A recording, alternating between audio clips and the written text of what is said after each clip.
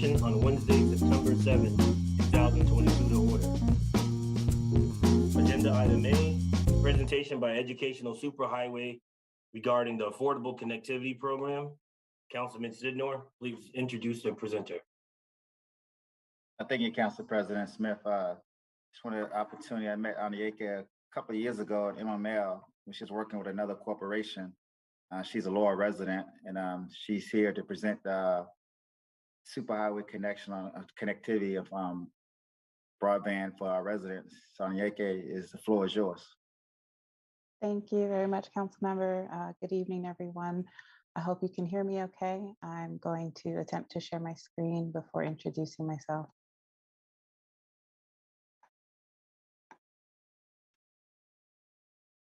Can you all see my screen? Wonderful. So yes, as the council member mentioned, my name is Adiinka Ogunlagan. I do live in Laurel, technically right outside the city limits, actually, in the Mayfair community. But I work for a national nonprofit called Education Superhighway that is focused on bridging the digital divide for the 18 million households across the country that have access to internet infrastructure but can't afford to connect. Tonight, I will walk you through just a brief history of our organization, the work that we're doing with cities, and the work that we're in discussions to do in the state of Maryland. Councilmember Sidnor had expressed an interest in bringing some of our resources to the city of Laurel to share with your residents. So hopefully, if you have any questions, we can talk through what that partnership could look like.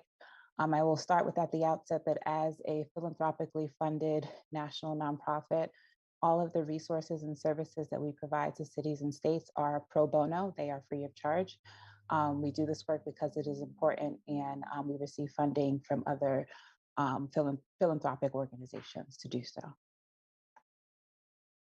So just some background on Education Superhighway. We were founded initially in late 2012, early 2013 to focus on classroom connectivity. We were focused on getting internet to classrooms across the country when we discovered that students were learning in spaces where where teachers did not have access to the resources that they need to support digital learning. So as you can see from this slide, in 2013, when we started, only 10% of students had broadband in their classrooms to support digital learning. By 2020, we had closed that connectivity gap for classrooms, achieving 99.6% of students across the country having access to broadband in their classrooms.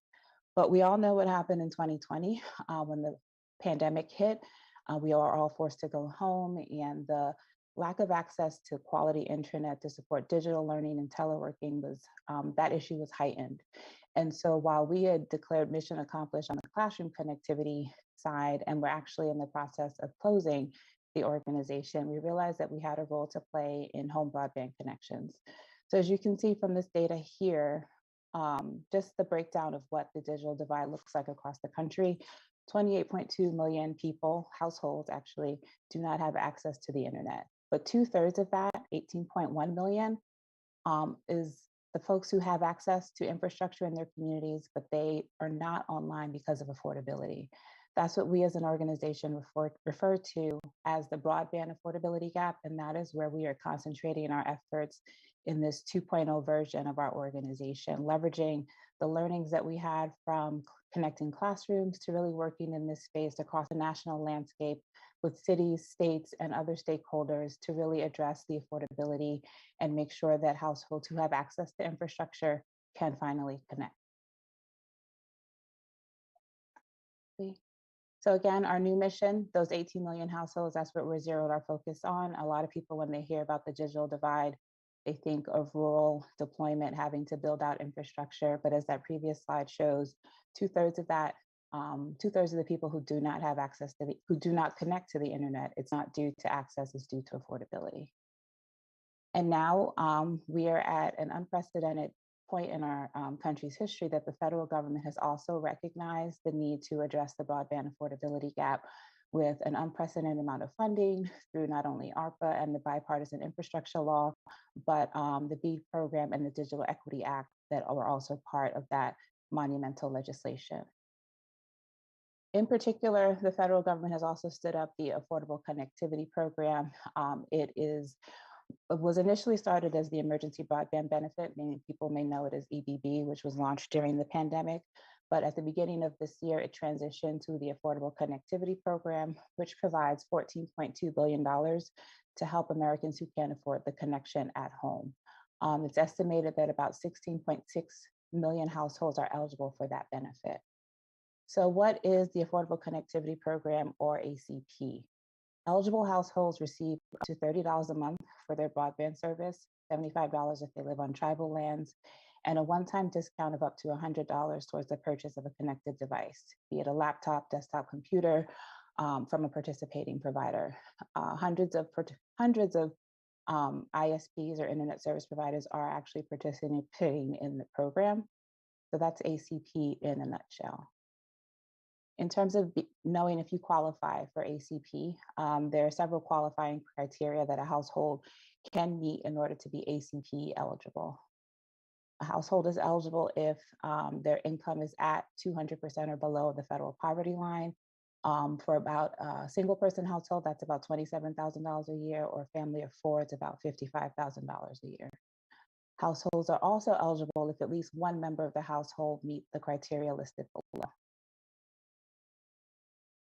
As you can see from the first bullet point, if someone in the household participates in SNAP, Medicaid, receives some form of federal public housing assistance, Social Security, income, WIC, or Lifeline, they're also eligible for the program. If they participate in one of several tribal specific programs, they're also eligible. Also, if the household has a child that receives free or reduced meals at school, or attends a school that is considered a CEP district, they are also eligible. And finally, if they receive a Pell Grant. So there are numerous ways that households who need this assistance can qualify for the $30 subsidy towards home internet service. And finally, if they meet the criteria of an existing low income broadband adoption program that a provider has already stood up, then they would also be eligible for ACP.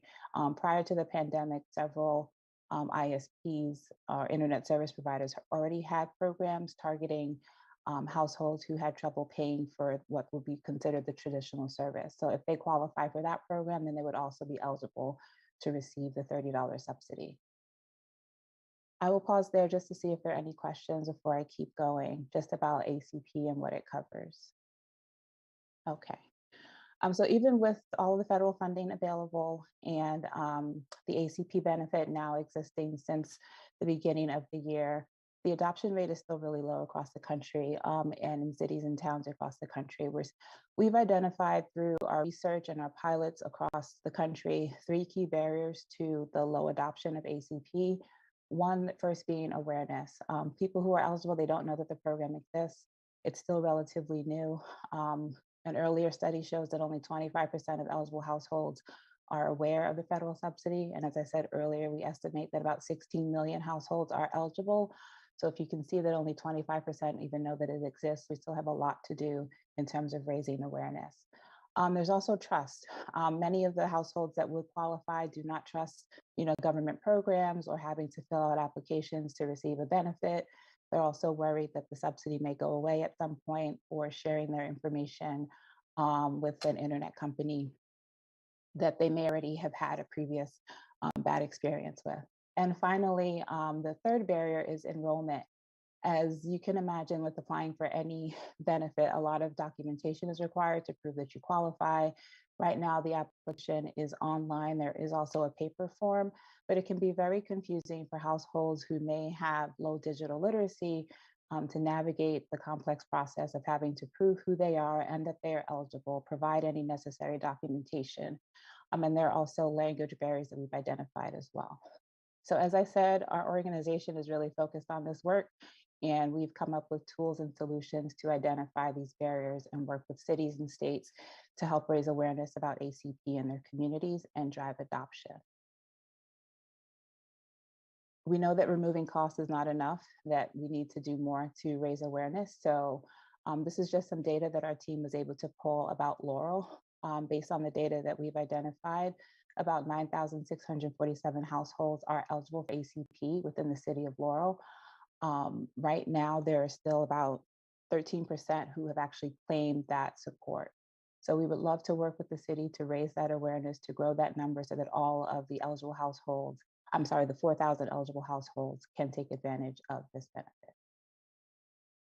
And the tools that we use to do that, we've developed a toolkit, what we call our local leaders toolkit, where we work with cities to walk them through a process where they stand up a citywide goal to increase awareness. They launch it through a public campaign about promoting awareness, convening all of their necessary stakeholders, be it the mayor and city council, any nonprofits that work in the city, also bringing in the ISPs that provide service, really galvanizing everyone around the campaign and the initiative to raise awareness locally. We are actually in talks with the state of Maryland to lead a cohort of cities and would love to include Laurel in that cohort of 3 to 5 cities that we work with this action plan with, as the steps outlined here, to really stand up an awareness campaign that is tailored to the needs of your community to increase awareness and drive adoption of ACP. This just gives an overview of what the roles and responsibilities would be should you decide to participate and work with Education Superhighway. Of course, we work with the city staff to convene the stakeholders to identify a launch date for the campaign. We work with you to convene all of your community partners that you think would be a great fit for raising awareness, either through sharing flyers at events that they have or posting on their social media, whatever fits for that specific community partner. And we also work with the internet service providers that provide service in Laurel. As I said, many of them are already participating in ACP and have an interest in making sure that more people know about it. So they've really been eager to partner with our city partners on these locally driven initiatives. This is just a snapshot of some of the resources that are available in the toolkit. As I said, it includes not only best practices and a simple action plan, but you also get the benefit of email templates. It's customizable flyers and other marketing collateral that we work with you on to create that local flavor so that the residents of Laurel recognize the material as something that is put out by the city or your local partner. And the last piece is what I affectionately call TurboTax for ACP. We've developed a mobile-friendly website that allows people to, one, identify if they're eligible. They can go to getacp.org. It's still in beta testing right now, but it prepares them for the federal government's application process. So it identifies how they may qualify, what they may need to submit with their application. And then most importantly, it shows them which plans in their community would be free once the ACP benefit is applied. So say, for example, I go to getacp.org, I answer the question, how I want to confirm my identity. Do I receive SNAP, Medicaid, or any of these benefits? And based on that, it creates a personalized checklist for me that says, okay, when you go to the federal government's website, you should put in this information. You will need this documentation, be it a copy of your SNAP card or a letter from your child's school. And then once you have verified your identity and received your ACP code, here are the providers that you can choose from so that you end up with not only internet service, but internet service that is free once the ACP benefit is applied. That is the end of my presentation. I know I shared a lot with you today, but I will reiterate that, again, Education Superhighway, this is the work that we're focused on right now, where we're doing it with cities and states across the country, and really eager to partner with the city of Laurel as part of our state pilot that we're looking to stand up with the state of Maryland. So if you have any questions for me, I'm happy to stay on. I know you do have a packed agenda. Thank you so much for that. Any questions from the council? If you could please just send a copy of that over to our clerk through email or even through Keith, and so we just could get our hands on it just to look at it. And we appreciate you for coming on and presenting that. It seems like a great program. Thank you. All right. Mayor, Sorry, hold on. Mayor Mo has a question. Thank you, Mr. President. Thank you very much for the presentation. I think what I'd like to do is ask for you to go to, we have an education committee as well. I think it would be beneficial for them to hear your presentation, and after that, maybe make some recommendations. And then I'd ask that we'll set up a meeting with the city administrator's office and bring in the appropriate people and we are doing some things with the local library as well. So I want to see how that all fits together, but very interesting program. And again, thank you for bringing it in tonight. And we'll be in touch when the next education committee is, as well as our city administrator. Wonderful. Thank you. Thank Do you very again. much. Appreciate it. Thank Absolutely. you, thank you, Mr. President. President Smith, I have a question for her. Sure, Councilman DeWalt. Have you reached out to the schools in Laurel to present this to them? And what kind of responses have you gotten?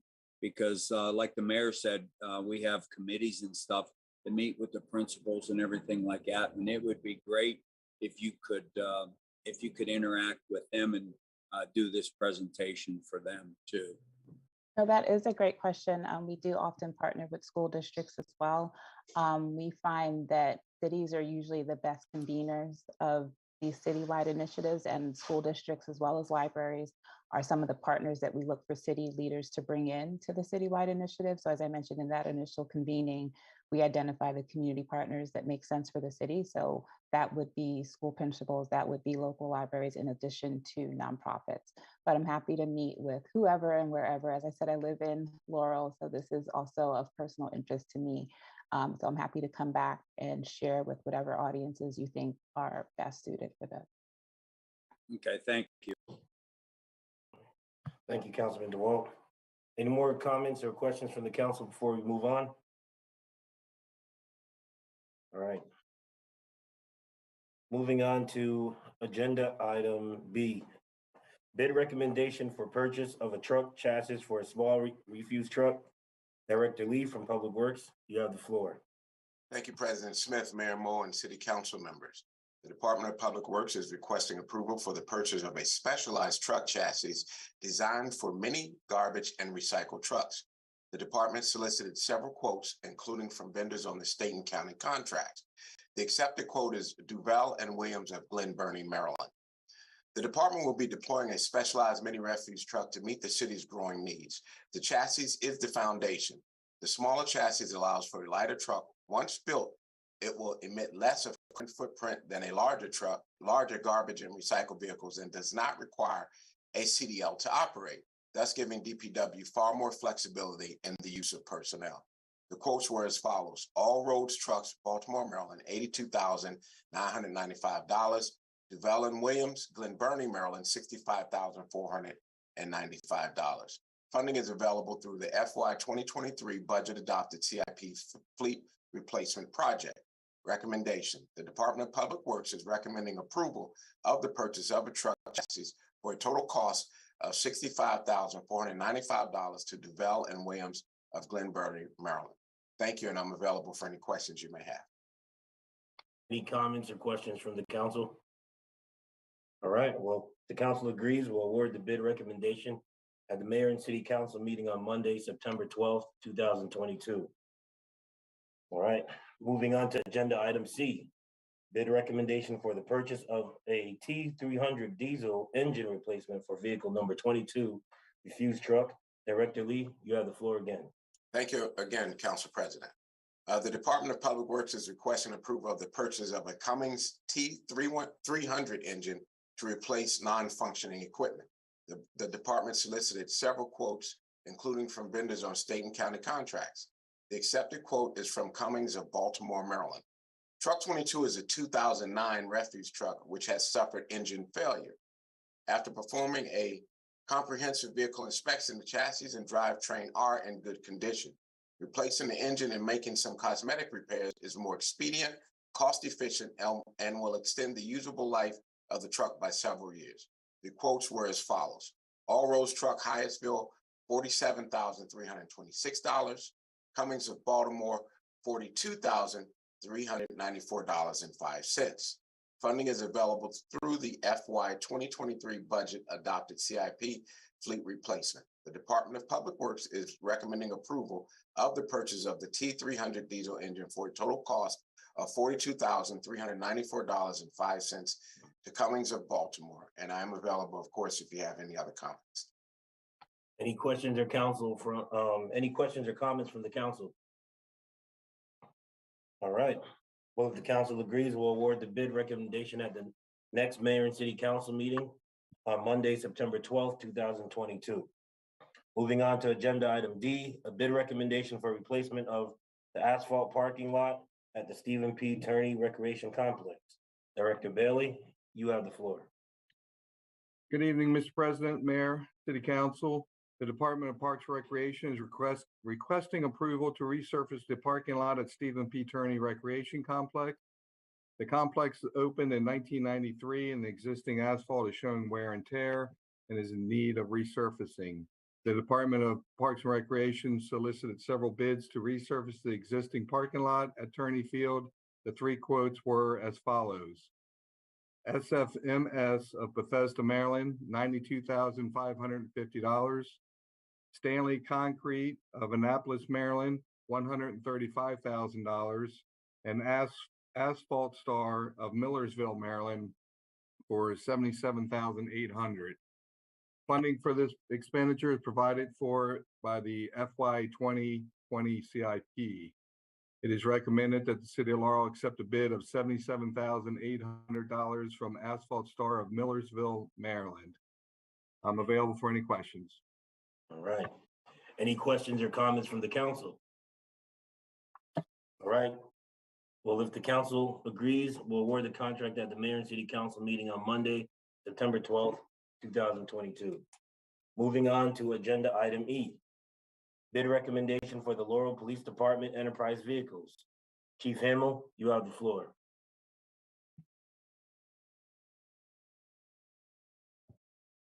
Good morning or afternoon, sorry. So the enterprise lease program that we've been using the past couple of years is up for another purchase of 16 vehicles. Lease of 16 vehicles. If you give me just one moment here. Of course, I had it backwards.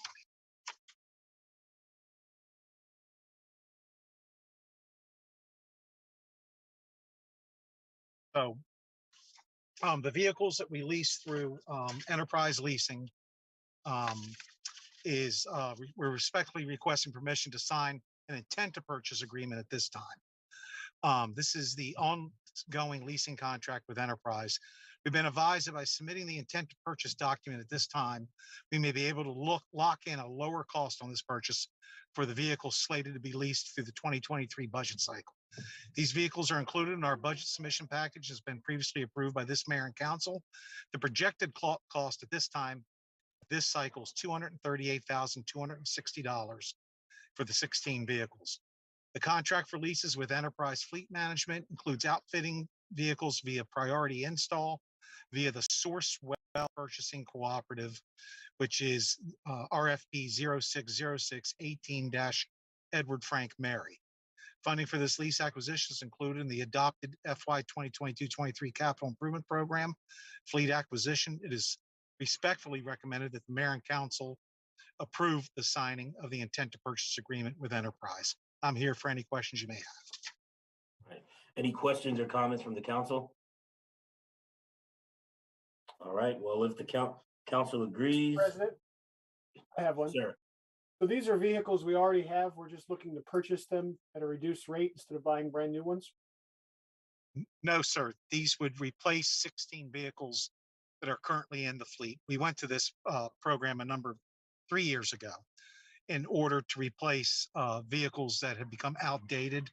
We had extremely high mileage, high maintenance cost on vehicles. So this replaces these with lease vehicles with a projected 5-year life expectancy. Okay, so the intent to purchase is not purchasing anything. We are just leasing. We're purchasing the lease agreement. Okay. Thank you, sir. All right. Any more comments or questions from the council? All right. Well, if the council agrees, we'll award the mayor and city council meeting on Monday, September 12th, 2022. Agenda item F, bid recommendation for the Laurel Police Department purchases of ammunition. Chief Hamel, you have the floor again. Thank you, Mr. President, Mayor, and City Council. We again respectfully requesting permission to purchase ammunition for fiscal year 2023 to be used in accordance with the training standards for the Maryland Police and Correctional Training Commission in this department. We will be riding with the Maryland State Contract last four number 0284 for this purchase through the gun shop. Funding for this purchase is included in the adopted FY 2023 operating budget in account number 301-52571 entitled Ammunition Purchases. It's a line item total of $60,000. It is respectfully recommended that the mayor and city council approve the purchase of this ammunition in the amount of $59,997.92 through the Maryland State Contract at the gun shop. And again, I'm available for any questions you may have. Any questions from the council? All right. Well, if the council agrees, we'll award at the mayor and city council meeting on Monday, September 12th, 2022. Thank you, Chief Hammer. Moving on to agenda item G. Thank you. Ordinance number 1999, text amendment number 262, an ordinance of the mayor and city council of Laurel, Maryland to amend the Unified Land Development Code, Chapter 20, Land Development and Subdivision Regulations, to update the use in tables in residential subdivision regulations, to update the use of tables in residential, commercial, industrial, and office zones, and to update the schedule of the parking requirements, and to update the definitions therein. Director Love, you have the floor. Thank you. Good evening, Mr. President, Mayor, and City Council members. Before you is ordinance number 1999 as required by the City of Laurel Code, providing legislation to amend Laurel City Code, Chapter 20, Land Development Subdivision Regulations, Article 1, Zoning, to update the use tables in the residential, commercial, industrial, and office zones, to update the schedule of parking requirements, and to update the definitions. This is going to be the sixth phase of the Unified Land Development Code update. The proposed changes would update and add various definitions, as well as add and update items to the residential, commercial, office, industrial use tables and parking requirements. Overall, there were 7 sections that were amended in this update. Some of the new additions to the definitions and use tables include wineries, boutique wineries, commercial kitchens, and food truck lots to open up different commercial opportunities within the city. We anticipate this to be our last update that involves the full ordinance kind of for the foreseeable future. There will be various updates, but that are more specific to a certain section of the ordinance moving forward. And that concludes my presentation. Thank you, Mr. President. Any questions from the council or comments? All right. Well, if the council agrees, introduction and first public hearing on this ordinance at the mayor and city council meeting on Monday, September 12th, 2022. And now we're moving on to agenda item H, ordinance number 2000, an ordinance of the mayor and city council of Laurel, Maryland to amend chapter 6, elections, article 2, elections officials, to increase the membership of the board of election supervisors to 5 members. Sarah Green from for the board of election supervisors, you have the floor. Thank you, Mr. Chairman.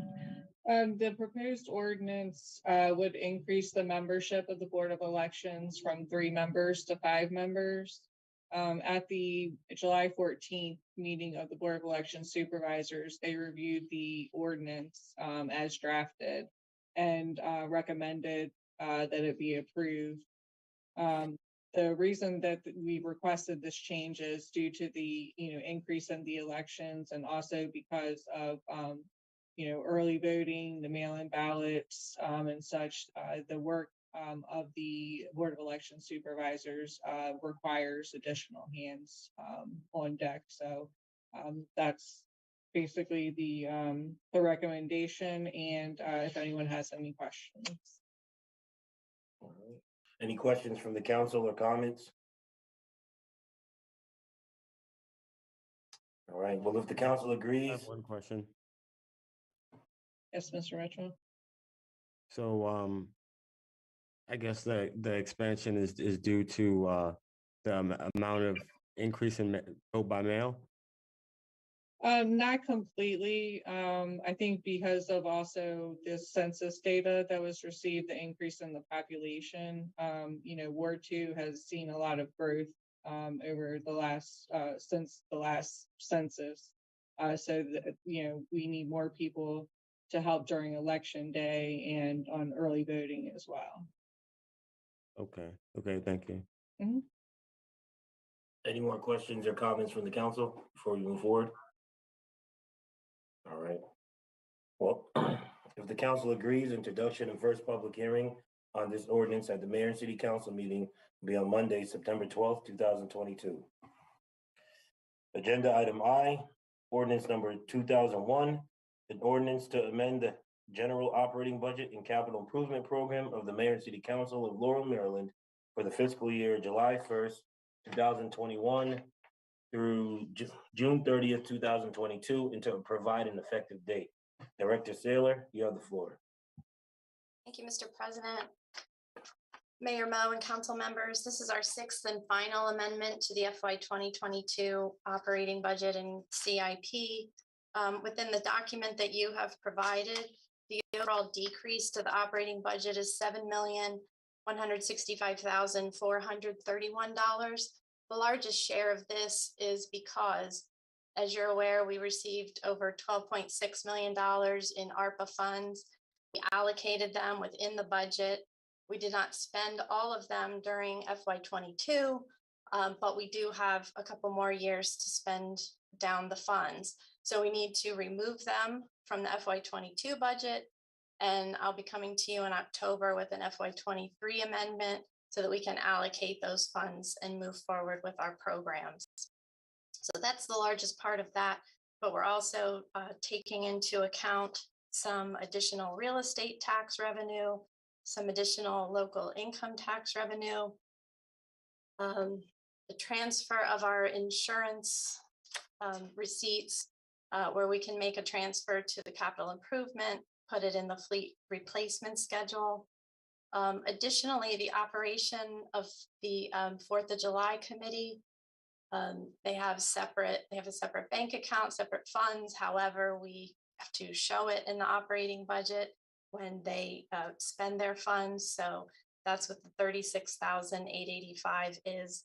At the top of page 2, there's a corresponding expenditure just below where you can see the department expenditures begin. The ordinance also covers transfers between some of the maintenance budgets due to increases in electric utilities in our facilities, as well as transfers among department budgets in the Department of Public Works to cover for the increase in the disposal fees.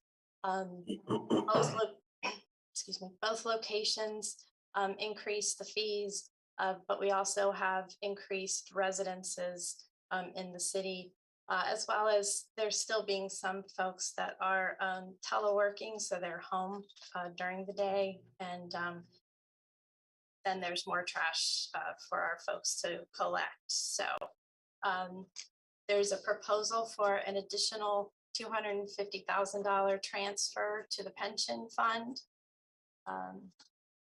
And then that $288,532 transfer to the capital improvement program. And that completes my presentation, Mr. President. Thank you, Director Saylor. Any comments or questions from the council? All right, well, the council agrees introduction and first public hearing at the mayor and city council meeting on Monday, September 12th, 2022. There being no further business to come before the mayor and city council, this meeting is adjourned.